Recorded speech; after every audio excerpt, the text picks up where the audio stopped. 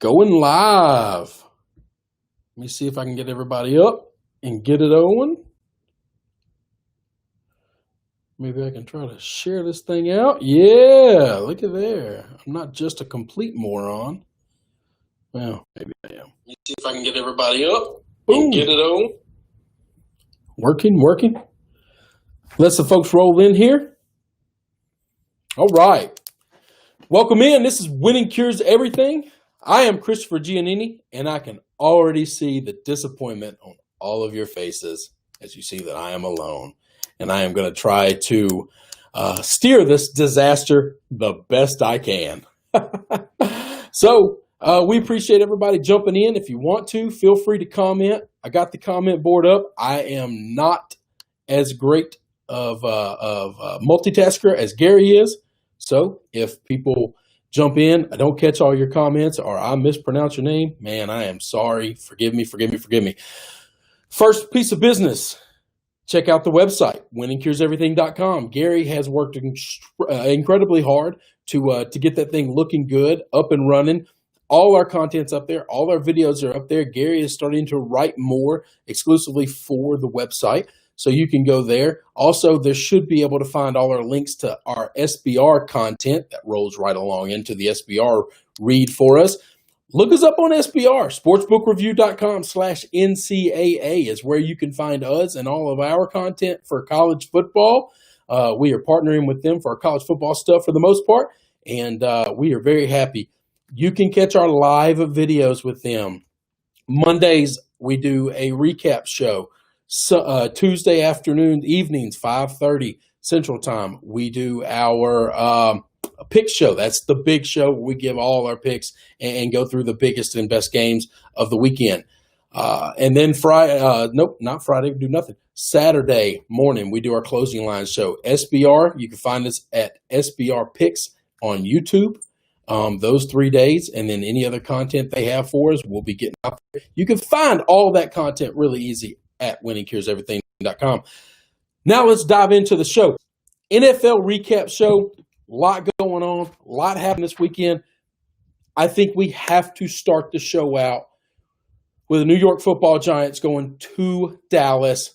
Giants 34, Cowboys 37. They pull off the win with Andy Dalton finishing the game at quarterback because we all saw Dak Prescott go down. Very gruesome injury. I'm not the kind of person that likes to rewatch those things. Gary and I hung out at the end of the day, watched a lot of that game, getting ready for our opening line show, and it was pretty nasty to see.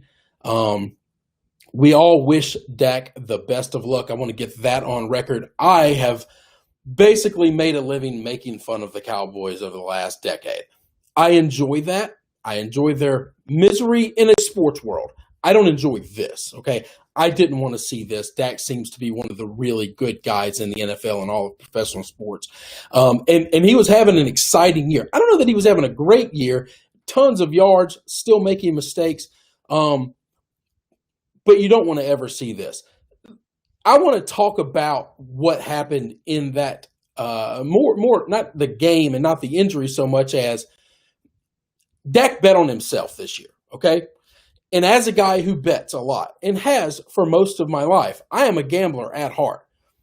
Anytime you're going to be a gambler, you're taking risk. You're taking calculated risk. Dak turned down a $160 million contract. Now, not all of that would have been guaranteed, but a large portion of it would have been guaranteed because he wanted more. And he knew that if he bet on himself and he had a great year this year, a healthy year this year, and he did something special with this team that's loaded with offensive skill talent, then he could possibly get paid basically a king's ransom, just an ungodly amount of money, and it didn't work out. Listen, when you're a gambler, you cannot bet on things if you're not willing to lose. Dak lost this bet, okay?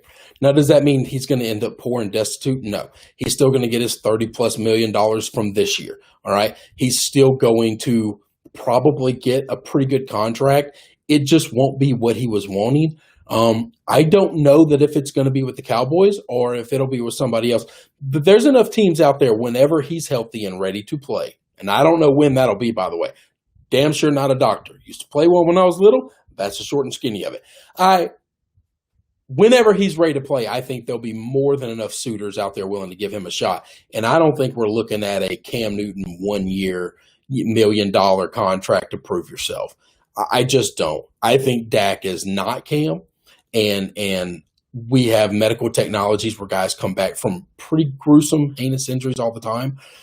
Let's hope he can. Let's hope he gets paid. It's not like he's poor and destitute, but yeah, he turned down a lot of money to bet on himself. He lost that bet. That's sad. I want to get into a little bit of the football of this. The Giants finally showed up and showed some offense in this game. I thought this game would be a little close, but I didn't think it would be this close. I don't know if Giants are finding themselves or if the Cowboys really are that bad. And I'm not really sure the best way to go about that. So it's just going to be one of those situations where, I know we're 5 weeks into this thing and we should have enough footage to tell. I don't know. Maybe the Giants are becoming what we thought they would be offensively. We got a couple of people rolling in here. Terry Brewer. Yep, that was a bad injury by Dak. Talked about that. Ray's looking good so far. We're not going to talk baseball today, brother. I'll do that with you another time. I got Cruz Madrid jumping in. What's up, Chris? Today is my birthday. Happy birthday, my man. Happy birthday. And is for the Giants to get a win. Ooh, yeah. See, we don't always get what we want. So I can't make that happen.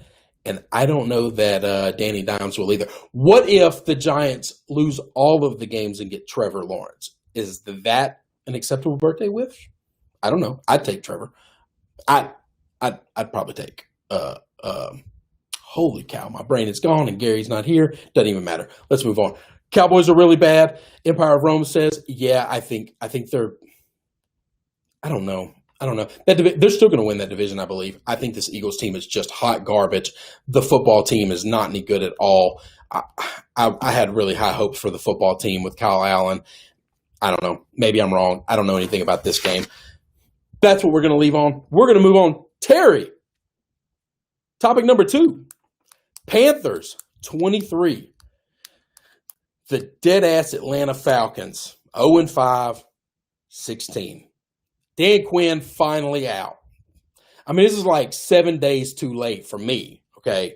I mean, I could have hurled his ass out of a plane a long time ago, made myself a little coin, made all the Falcons fans a little happier sooner, but they drag it out. He loses another game. Falcons are in complete rebuild. Matt Ryan is a problem, okay? People try to tell me, oh, this guy's an MVP. He's won an MVP before. Look how good he's been. This guy has got one touchdown in a league where scoring is through the roof. People are scoring like it's nobody's business, man. And this dude has one passing touchdown in 3 weeks. He hasn't thrown a touchdown. That was in the first quarter 3 weeks ago. I mean, we're going on 11 quarters he's gone. He hasn't thrown a touchdown in a year in which everybody in the world is throwing 1 million touchdowns. What the hell is going on? Matty Ice is a problem.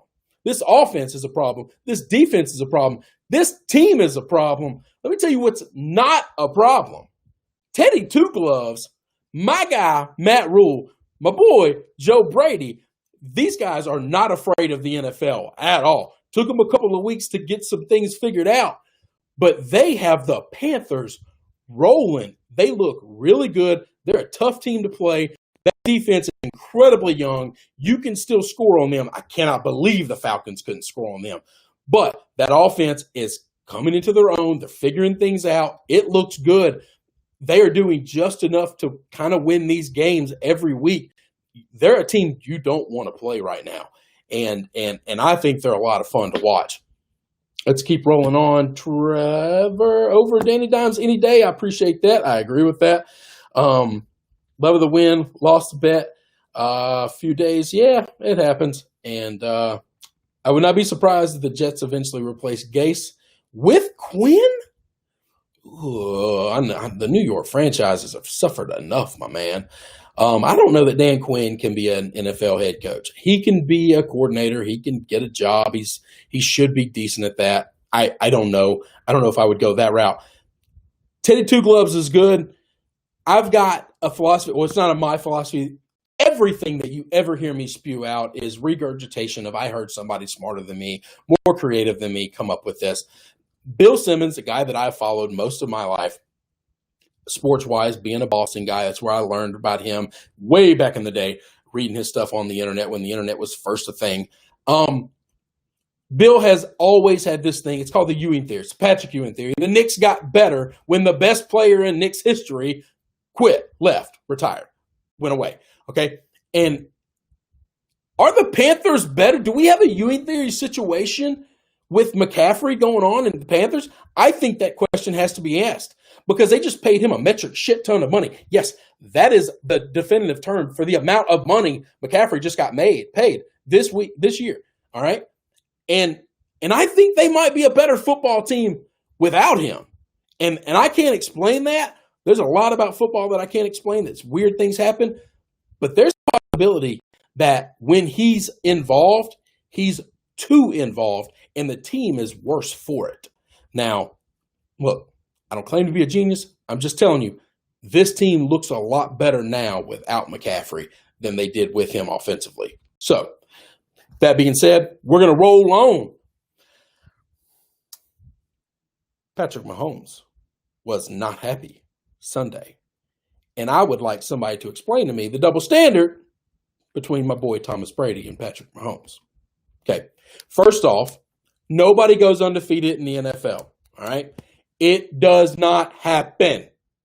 I said it earlier this year, had a lot of people hit me up on Twitter, talked about, oh, they're going to be favored in every game. They're going to be double-digit favored in most of their games. They're going to go undefeated. You don't know what you're talking about. That's an old man philosophy that nobody goes undefeated in the NFL. Bullshit. All these guys are good at football, by the way. All of them. It's why it's a better product in college, because you do not have a really, really bad team playing a really, really good team. Even the really, really bad team can beat the good team sometimes. It's just how this game works. So, Patrick Mahomes loses. I get that. All right. Nobody expected it. He's upset. I understand that. I respect the competitiveness. Makes sense to me. He walks off without shaking hands with Derek Carr. Sorry. I'm always going to get that wrong. And nobody criticizes him for it. But Tom doesn't shake Nick Foles' hand. Now, this is definitely me just defending my guy. Tom doesn't shake Foles' hands, and the whole world comes crashing down. What a diva. What a problem. This guy's, he doesn't know how to lose with dignity or respect. No. These guys are just hyper-competitive dudes. I get it. Look, I think you should show good sportsmanship. I think you should reach your hand out and shake the other man's hand that just beats you. I understand being upset with people who don't do that. I also am a very emotional, passionate person. And when I'm having great days, I'm having unbelievable days. But when I'm having bad days, man, I get in my feelings and I don't like it. And I don't want to be around other people. Okay. I understand Patrick. I understand Tom wanting to say, you know what? I'm just going to take my ass to the locker room.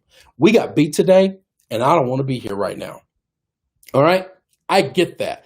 And I understand it, and it does not bother me. I don't crush these guys. I don't criticize them.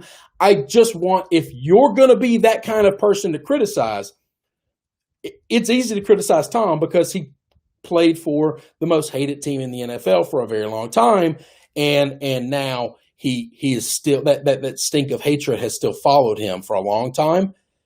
You better be willing to criticize Boy Wonder as well, okay? I just want us to be consistent across the board, all right? I give them both the pass because I'm consistent with my thought process and my logic of how I judge people, which I try not to judge people on the worst of their worst days, their worst moments, their worst qualities. That's something that I try to do because I've got really bad ones. I don't want to do it. I'm going to give a little props to Carr here. Carr outdueled Patrick Sunday. He just did.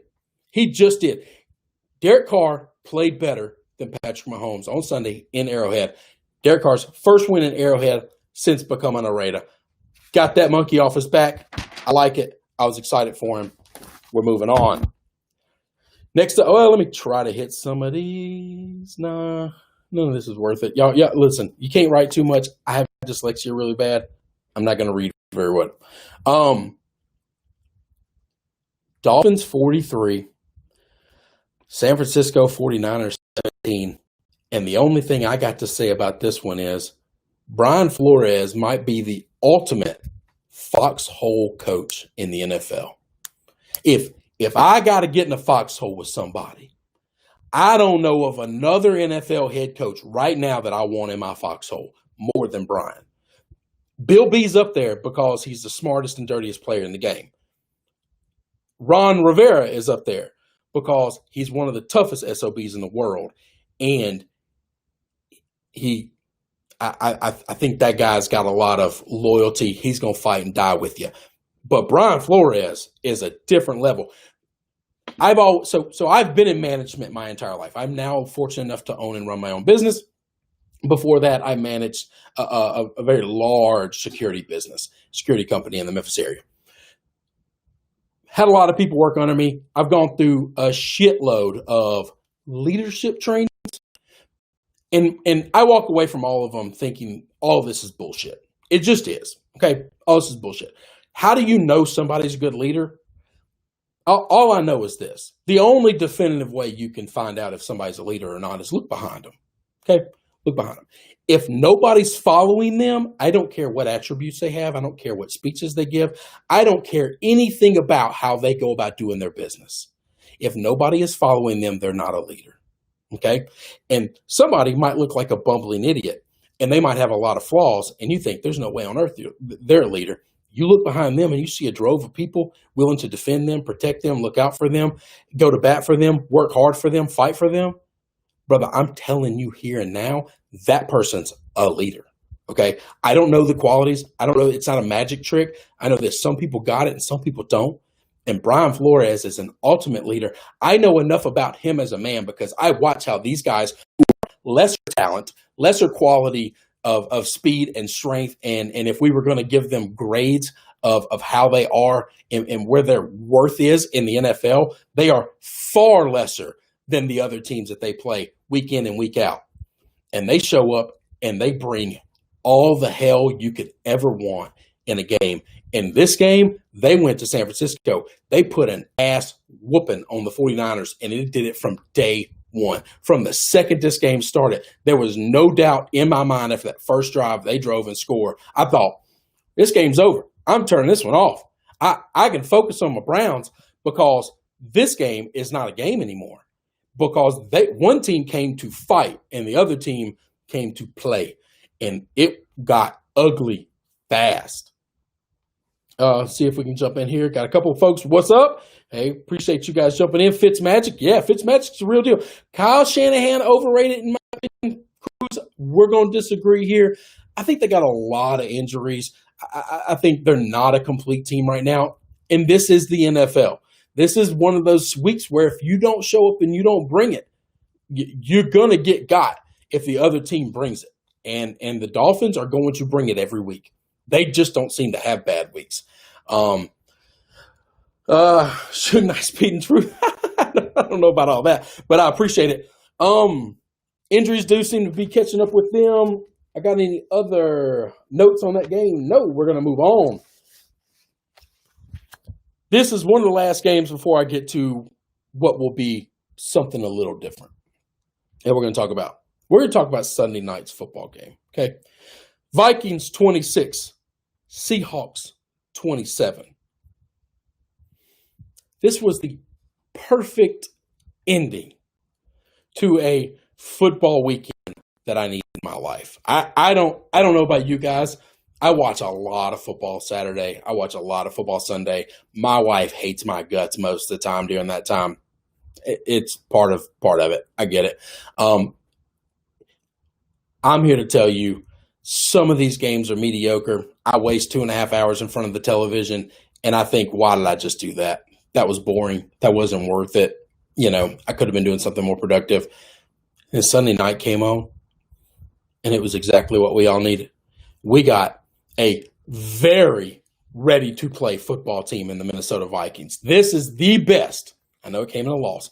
This is the best Mike Zimmer Minnesota Vikings team we have seen this year. This is the best. Kirk Cousins did some Kirk Cousins things, but this is the best Kirk Cousins game that I have seen this year. This team was rolling. Seattle got hit in the mouth early, staggered, went into halftime, and then they came out. Guns a-blazing, hustling, bustle, Russell, throwing dimes. DK Metcalf is one of the biggest monsters in all the NFL, and if you're not paying attention to this guy and you're not watching him, you're doing yourself a disservice, and you're not a real football fan. Get on him. Chris Carson had a run last night. It wasn't quite as great as the beast mode run that we saw against the Saints in the playoffs, but it might be the next best run I've ever seen in Seattle history, okay? He just threw guys off of him to get to the touchdown, to get to the end zone. And I just thought, holy shit, you're not stopping this team. And then the Vikings look like, all right, ball game, over. They were good early. Now they got caught off guard. They come back. They keep scoring. They're driving. Mike Zimmer is the biggest old man football coach in the NFL. If I was to say which coach cares less about analytics and less about the new style of playing football, out of all 32 coaches, I would think Mike Zimmer's that guy. And he went against what I believe is a Mike Zimmer thing to do in taking the field goal and making it 8. And he went for it. And I want to applaud him for that. I think he made the right decision there. And the reason I think he made the right decision is because if he gets it, he's won the game. He doesn't have to score anymore. He doesn't have to do anything. He just has to get that first down. He just get that 1-2 yards, and he's won the football game. If he misses, they got to go 95 yards. He's given Hustle and Bustle Russell, who they haven't stopped the entire half, but they got to go 95 yards down the field to score. Now, he believes if he gives Russell Wilson the football, he's going to drive and he's going to score. If you think he's going to drive on you and score from 95 yards, sure as hell you believe that if you kick the field goal, then you kick off to him and he only has to go 75 yards. You truly believe that he can go 75 yards, and then he's got to get the 2-point conversion. So now you're conceding the touchdown because you know this is the best player in football right now. And this is just what's going to happen. This was Tom Brady in his prime. This was Peyton Manning in his prime. This was Aaron Rodgers in his prime. You just know if you give them the ball with a minute and a half left, that they're going to beat you. I liked the aggressiveness going for it. What I hate is it didn't work for him. And now I'm afraid he's going to reserve back to his old man tendencies, and he's not going to do it again. And I don't like that. That makes me so nervous because this Minnesota Vikings team looked different than I've seen them look all year. If this is the team I can get the rest of the year, I think they can take over that division. I think they haven't played the Packers. They can go into Lambeau. They can beat the Packers.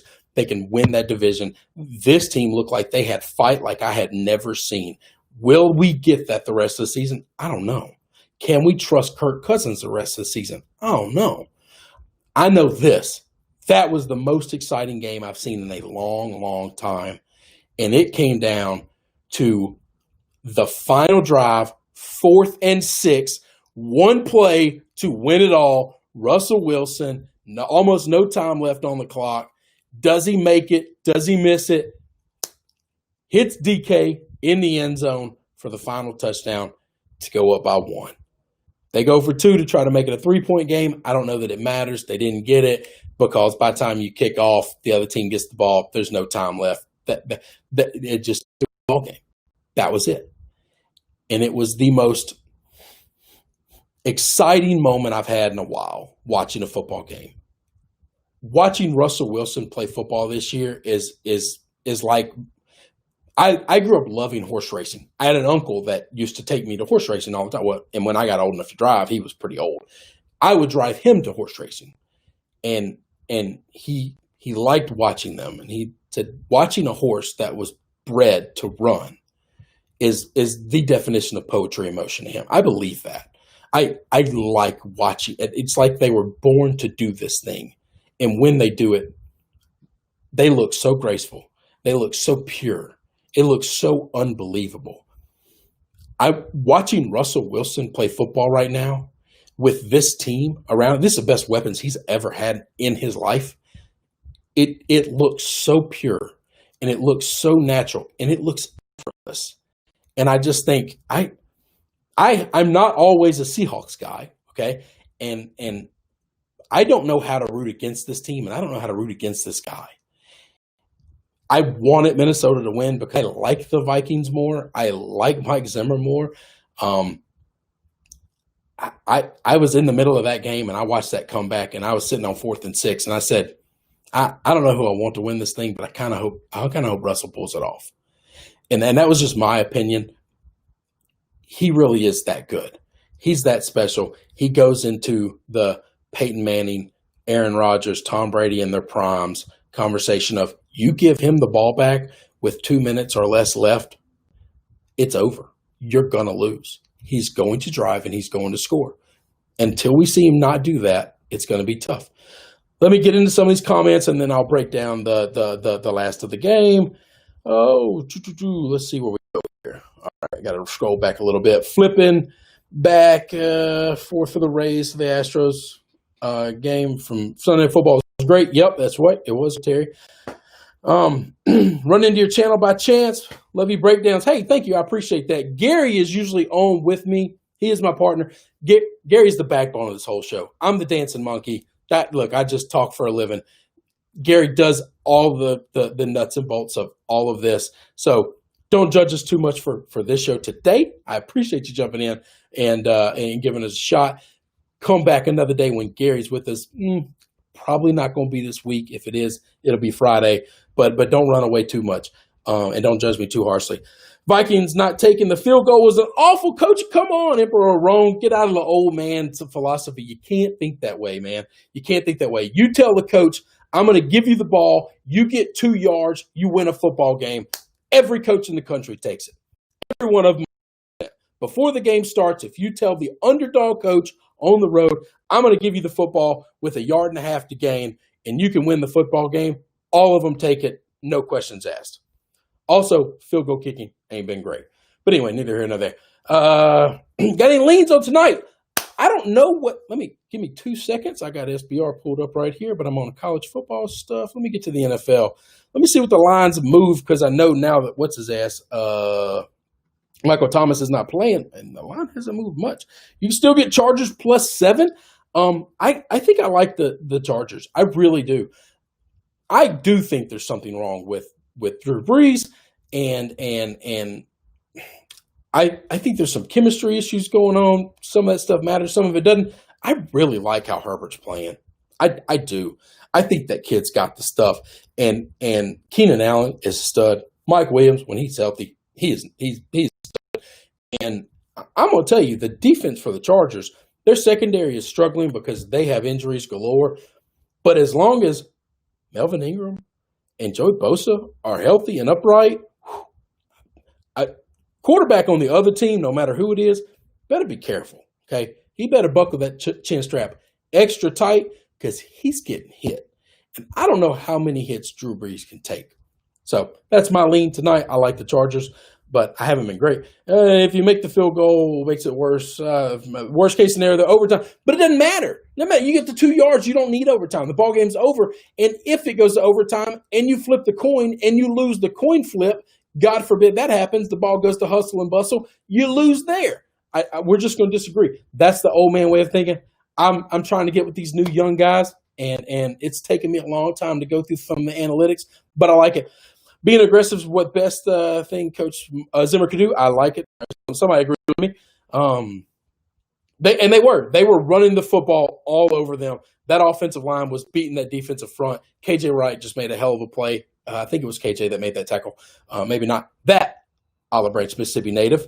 Olive Branch, Mississippi native. This guy right here. Gary and I went to high school. Not with him. We're about a decade apart. We're really old. He's still young. Horse racing. Very underrated. Love watching the Kentucky Derby. I appreciate that.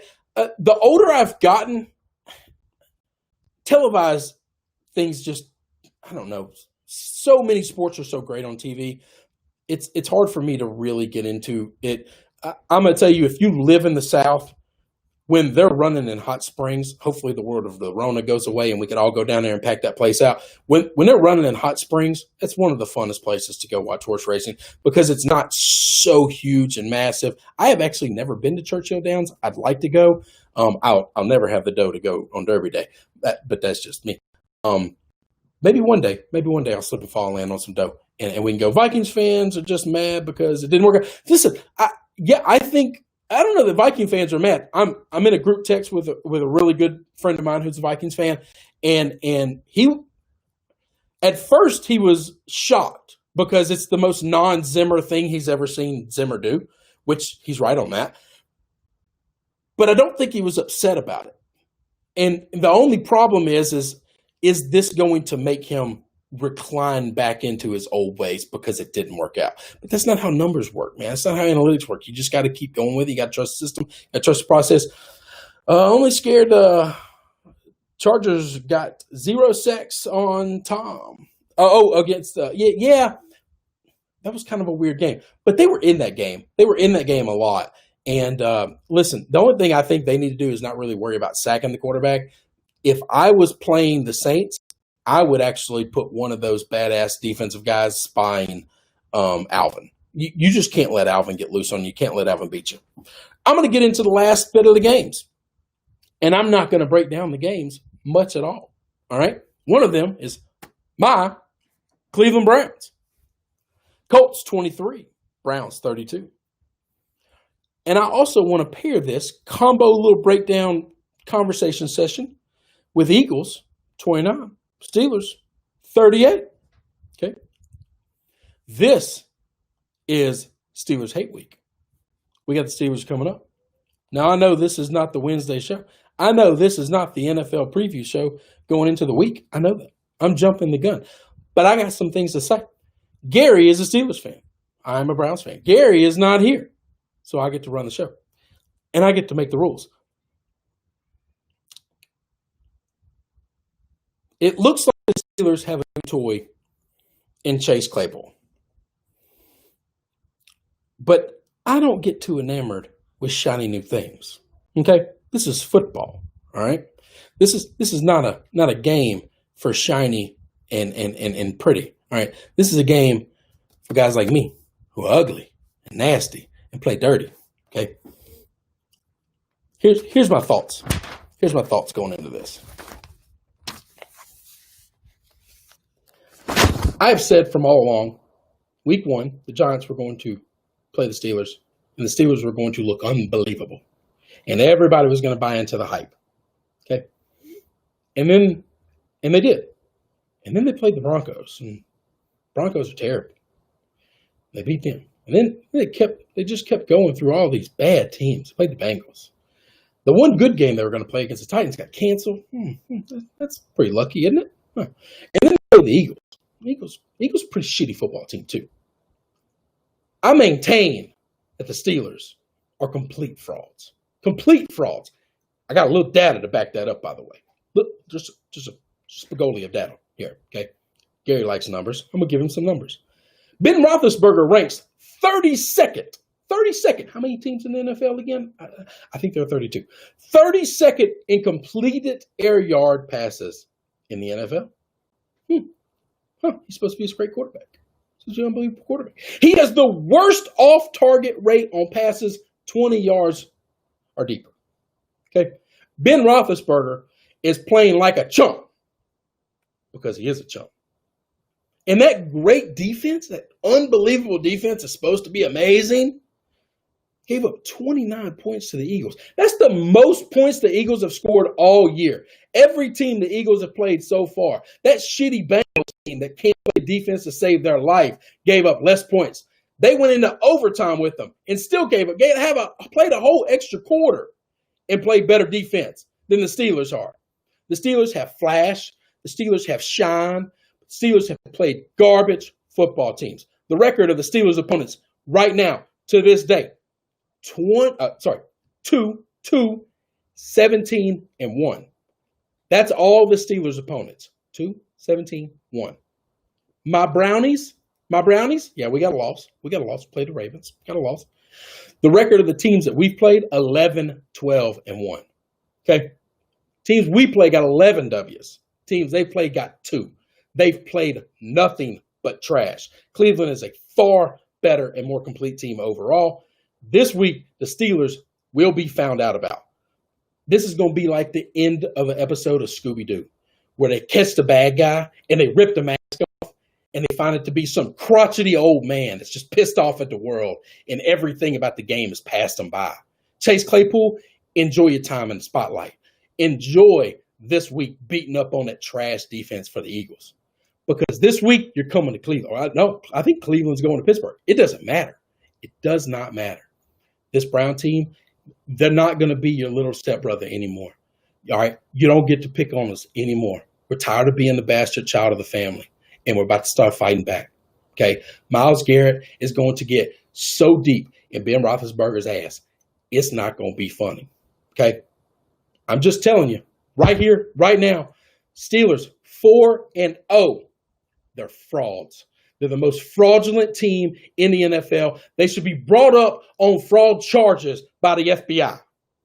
That's what I think of the Steelers. That's what I think of this week coming up. I can't wait for it. I cannot wait for it.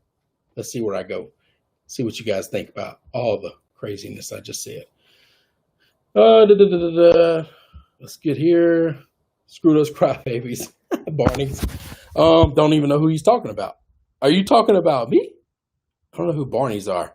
The only reason I say that is because I placed 500 on Marshall minus 14 and wanted some reassurance. I gave you Marshall, I think. If somebody checked in with us Saturday morning, I gave you Marshall because Marshall is the real deal. Holyfield. The bet's the biggest bet I've ever placed. Yeah, that's a lot of dough, but I don't get into dollars and cents for other people. Cheatriots. Oh, God. Damien. Don't come here bringing that noise today, okay? We gave you your due last week. We gave you your due Friday, all right, after your Bears had an unbelievable win. Don't bring that noise today. Let's get along one time.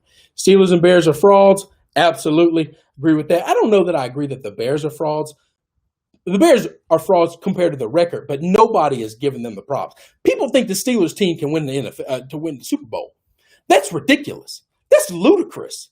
That's something an insane person would say. If you've actually watched them play football, nobody believes this. The Giants, a terrible football team, was in that game to the last minute. The Eagles, a terrible football team, in that game to the last minute. The Broncos, with a third-string quarterback, were driving for a game-winning touchdown. They're barely scraping by the hair of the chinny chin chin. And we think they're this great team? It's just insane. I'm with you, Damien. I'm not going to call you Bears a fraud. I think you're – anyway, I like the Bears. I don't think they're great. Anyway, neither here nor there. We're going to get out of here. Thank you guys for jumping in. Gary probably won't be here Wednesday. I didn't want to tell you all that because I didn't want you to not show up because it's just going to be me again. But he's going to send me his picks. So I'm going to have his gambling picks. I won't modify them. I will give them honest and true. I will give them the courtesy that he's owed and due. But please jump in. Keep joining us. He should be back Friday. I hope he's back Friday because if I have to keep doing the show, we aren't going to have a show much longer because the numbers go in the toilet because nobody wants to listen to me. We appreciate you guys. Thank you so much. I really, really do appreciate everybody coming in. And I'm going to tell you that even though I might be a loser, you're all my favorites.